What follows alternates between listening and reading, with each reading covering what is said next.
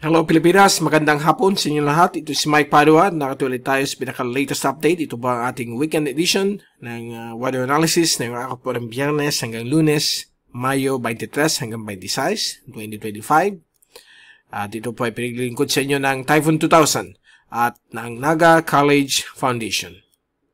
At bago tayo magsimula, gusto kong pasalamatan ang ating partners, ang Aboitiz Power, Bank of the Philippine Islands Sustainable with You. Yung interested, click lang po ang link dito. Or kapag kayo po ay nanonood sa Facebook channel, meron pong link doon sa description patungo sa BPI Sustainable with You. Ang lokal na gobyerno ng Naga City, headed by ang Honorable Mayor Nelson Legacion at ang ating Honorable Congressman ng ikatlong distrito ng Camarines Sur, Congressman Gabby Bordado. At ngayon, umpisahan na natin ang pinaka-latest update. Mukhang mainit pa rin ang ating area ng Luzon. Kasama pa dito sa Bicol, konti ang mga chance in thunderstorms. Umabot ng 47 ang heat index ngayon dito sa Naga. At sa nearby areas ng Camarines Sur, ang iba umabot ng 50s. Ang pinakamataas na heat index sa ibang portion ng ating bansa. Ang mga thunderstorms ay concentrated lamang po dito sa may bahagi po ng Mindanao at Kabisayaan, kasama po ang Palawan. At sa mga susunod na araw, ito po'y unti-unting aakyat. At next week, baka umabot na rin sa ibang parte mo ng Luzon. Okay? So, sa kasulukuyan, meron po tayong dalawang tropical waves. Yung isa po ay medyo humihina na. Itong tropical wave na ito ay matawid na yun ng Mindanao. Nandito na po siya sa may bandang Zamboanga Peninsula, dito sa area na ito. Magbibigay po itong mga pagkulog at pagkidlat, mga thunderstorms na may kasamang malalakas na ulan. So, mag-ingat po sa mga biglaang pagbabaha, mga inaasahan po mga kidlat, okay, sa mga apektadong ditong mga thunderstorms na ito. At ang easterlies ay patuloy pa rin ka-afekto sa Bicol Region, Eastern Visayas, although dry siya, mababa ang chance ng mga pag-ulan sa mga oras na ito.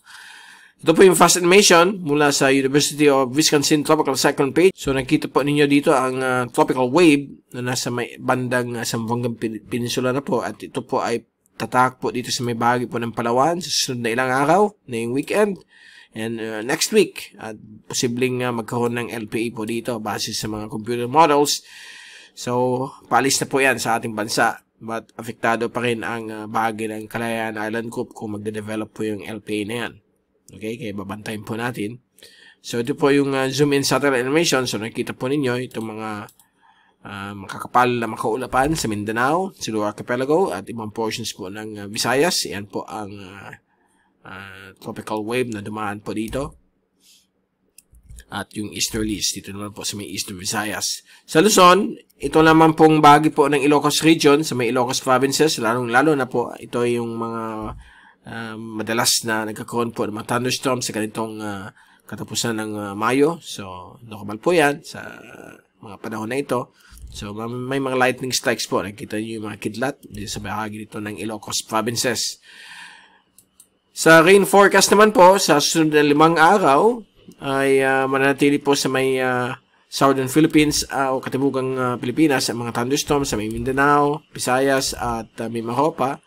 Kita niyo na yung weekend. Ayan po. At sa area ng Ilocos Region, mayroon pa rin po mga chances of thunderstorms. At dito rin po sa Bicol Region, may mga maliliit na chances. Pagdating ng Lunes, Martes hanggang Miyerkules ay unti-unti pong aakyat yung mga thunderstorms. Pati ang Luzon ay posible magkaroon na rin mga thunderstorms. At mapapansin ninyo, yung iip ng hangin dito sa rain models ay nag-shift na po mula sa timog. At magiging southwest na po yan sa pagpasok ng buwan ng Hunyo, which is tamang-tama naman po sa start ng habagat season. So, ito po yung forecast mula sa American model sa susunod na 5 araw hanggang Miyerkules. Manatili pong easterlies po ang ating bansa. May mga ibang areas na kalmado hanggang paibaba po ang direksyon ng hangin. Pagamat po, pagdating po ng Martes at Miyerkules next week, Mayo 27 o 28, mukhang may mabubuo po ditong LPA. Pero palabas na po siya ng ating bansa. At kinukonfirm din po yan ng European model. Ito po ang European model. Ayan po. Mukhang mayroon talaga mag-form na LPA sa kanluran ng Palawan. Although ito po ay dadaan po malapit sa dalampasigan ng Vietnam sa Miyerkules. While yan po yung European model, while yung American model ay banda dito pa rin sa may medyo malayo bahagya ng East Vietnam. So, most likely, dito siya mag-form middle of next week. At base sa forecast, ito po ay aakyat papunta dito sa may Hainan. So, eksakto rin kasi katapusan ng Mayo, mag-shift na po ang hangin mula sa timog kanluran, yung mahinang habagat, at magkakaroon ng establishment ng panibagong frontal system dito at ipupul yung low pressure na mag-form sa may Eastern Vietnam. So, more than 5 days ay medyo malabo po ang probability nito. Highly uncertain, hindi pa sigurado, but iyan po, nakita po ninyo yung frontal system at magpupul ng southwesterly wind flow sa 5 araw ng buwan ng Hunyo, sa unang 5 araw ng buwan ng Hunyo. So, nakita po ninyo dyan, hanggang for the next 14 days, mukhang mag-establish po ang mga frontal systems dito at posible magkaroon ng LPA dito sa may west of Batanes. Kaya magkakaroon po tayo ng southwesterly wind flow or pagsisimula na po ng hanging habagat. Okay? Usually, June to September po ang start ng hanging habagat. So, yan po ang pinapakita ng European model. Gayon din po ang American model. Pag tinignan natin itong 6 to 14 days na forecast, which is highly uncertain pa po, ay nagpapakita rin na magkakaroon po dito ng mga low pressure systems, mga frontal systems, o posibleng bagyo din. Kasi ang American model, na napaka-aggressive bagyo ang pinapakita na apektado ang Western Taiwan at sa west of Batanes. So, habagat po ang posibleng maging weather system natin sa unang araw ng Hunyo hanggang Hunyo 6. But, again, ang probability po nito ay napakababa. Okay? Kaya stick muna tayo sa first 5 days, which is yung easterlies at pagbuo ng isang LPA sa west of Palawan early next week hanggang kalagitnaan ng next week. So, babantayin po natin yan. Sa wave forecast na yun, napakakalmado po dito sa may West Philippine Sea. Umabot po ng halos hindi nga umabot ng 0.5 meter. Talagang napakakalmado po ang alon dito. At dito rin po sa may Central Philippine Sea. Sa may East Philippine Sea, hanggang 1 metro lamang po ang pag-alon. Kung forward natin ito for the next 5 days hanggang Miyerkules, Mayo 28, same pa rin sa East Philippine Sea, up to 1 meter in wave heights, but yung West Philippine Sea ay mukhang dadagdag ang paglaki ng alon, aabot ng hanggang 1.2 o 1.3. Mahina naman po yan, ang alon yan. But yan na po ang sign na pag-shift mula sa silangan hanggang galing na po sa katimugan ang hangin. So, yan po ang unang glimpse ng pag-shift natin patungong hanging habagat. So, yung Central Philippines, yung karagatan po ng Central Philippines ay manatiling kalmado hanggang 0.5 meter lamang po ang wave height. So, napakaganda po upang mag-fishing pa rin kayo at mag-sea travel. At bago tayong paalam, itong latest Global Tropics Hazards Outlook ng Climate Prediction Center ng NOAA. Base po ito sa American Model, GFS. At valid po itong forecast for the next 2 to 3 weeks na kung saan yung second week, 50% probability. Overall po yan, okay? And then the third week ay napakababa ang probability o highly uncertain.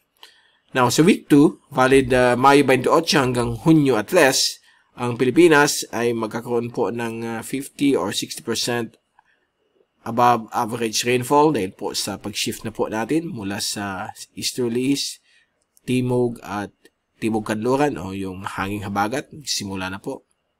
At malalaman po natin yan. Hinintay natin ang announcement ng Pag-asa but yan po ang nakikita natin for the first week of June. At mukhang magkakaroon po ng tropical cyclone formation pero more than 20% pa lang po ang probability. Hindi pa po umabot ng 50%. Sa ikatlong linggo, which is less than 20% ng probability na highly uncertain, valid Hunyo 4 hanggang Hunyo 10, ang more than 20% probability ng isang bagyo na pwede mabuo dito ay extended na po sa buong Philippine Sea, west of Guam hanggang sa may coastal areas ng Vietnam at southern China, kasama po ang Taiwan. So, yan po ang sign na malapit na po tayo mag-start ang hanging habagat. Kaya din po ang pag-start ng typhoon season o yung tropical cyclone season. But again, nasa 20% pa lang po ang probability, or more than 20%. Okay, so yan muna po ang pinaka-latest natin. So, abangan natin next week kung ano magiging forecast ng ating panahon. Sana tamang-tamang ulan lang. Dahil sobrang init po din sa atin. At subaybayan na lang po ninyo ang pinaka-latest update. I hope na magkaroon kayo ng magandang weekend. Ito si Mike Padua. Maraming salamat po sa pagpunod nyo sa aking channel. God bless po sa inyo lahat.